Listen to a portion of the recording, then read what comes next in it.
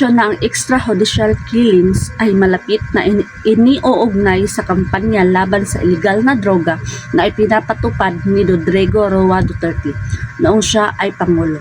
Ano ang extrajudicial killing? Ang extrajudicial killing ay tumutukoy sa pagpatay sa isang tao na walang legal na proseso.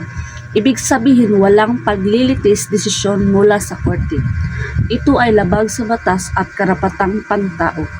Tungkol sa war on drugs. Sa ilalim ng war on drugs program ni Duterte, maraming operasyon ang isinagawa ng pulisya laban sa mga ipinaghihinalaang gumagamit o nagbibinta ng droga.